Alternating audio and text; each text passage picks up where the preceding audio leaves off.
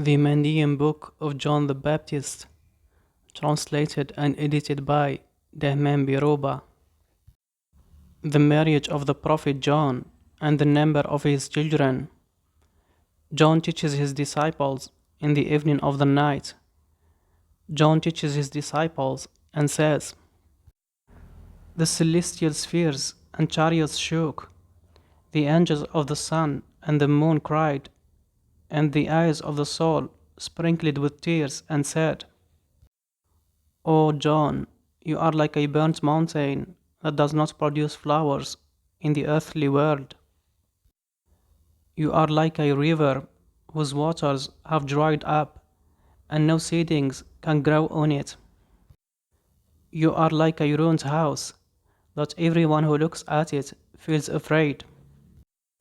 You have become like a land that has no owner, as if no prophet had come to it to improve it. And the evil that you do not remove will show its effect after you are gone. O John, who will take care of you and provide you with food? Who will go behind you to the cemetery?" When John heard these words, tears flowed from his eyes, and he said, "Happy is he who marries, and honorable is he who is blessed with children.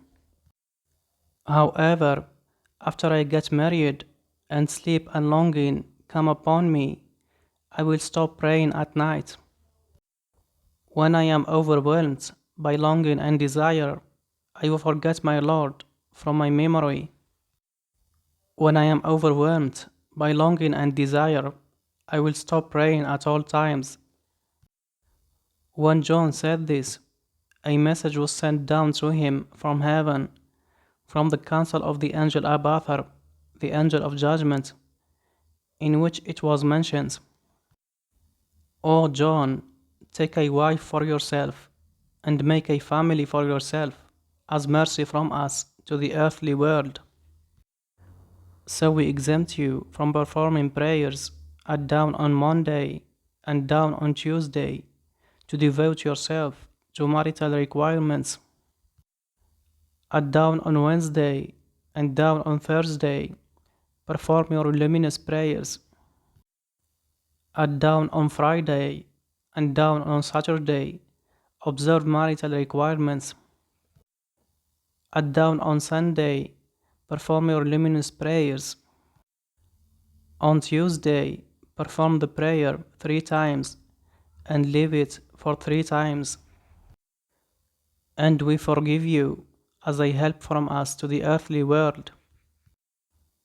So John chose a wife for him from the neighborhood of the Adilin, whose name was Anhar, and he married. And at the first pregnancy, his wife gave birth to 2 daughters, Handan and Charat. And at the second pregnancy, she gave birth to a boy and a girl, Bahram and Rahimathi. And at the third pregnancy, she gave birth to 2 boys and 2 girls, Insab, Sam, Anhar Ziwa, and Sharaita. These 3 births took place in the suburbs of Jerusalem. John spoke and said to Anhar in Jerusalem, "You discipline your daughters so that they do not deviate. And I teach and educate my children so that they do not fall behind."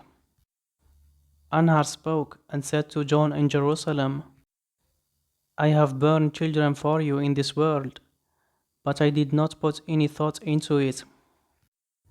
If they wish to be educated, they will rise to the world of light, and if they do not wish to be educated, they will be consumed by the burning fire." John spoke and said to Anhar in Jerusalem, "After I leave this earth to heaven, what will you do after me?" She said to him, "I will not eat or drink until I meet you and see you." John said, "What you mentioned is false, O Anhar, and your words were issued deceitfully. A day will pass, and a day will come, then you will eat and drink, and forget me from your memory. However, I implore you by the great living God, and the dawn of his venerable day, after I leave the earthly world to heaven, tell me, what will you do after me? She told him, I will not wash or comb my hair until I meet you and see you. John said, what you mentioned is also a lie, O Anhar, and your words were issued deceitfully. A month will pass, and a month will come, then you will wash and comb your hair and forget me from your memory. Then I implore you, by the first bed we slept in together, after I leave this earthly life, tell me, what will you do after me? Anhar said, I will not wear new clothes until I meet you and see you. John said, what you mentioned is also a lie, O Anhar, and your words were issued deceitfully. After a year passes and another year comes, you will wear new clothes and forget me from your memory. Anhar said, you debated with me so much and called all my answers lies. After you go at any time, you come back, and my eyes fall on yours.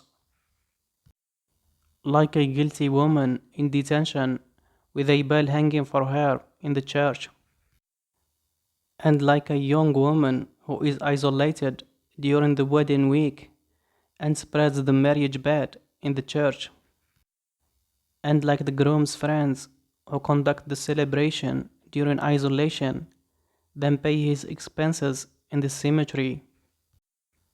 John said, oh my Lord, how could this happen?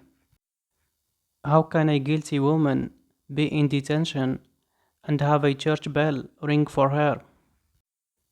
How can a woman who is in isolation during the postpartum month be allowed to go out and bring water to the church?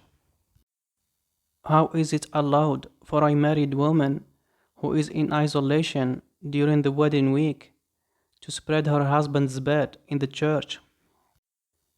How do the groom's friends conduct the celebration during the week of isolation and pay for his expenses in the cemetery?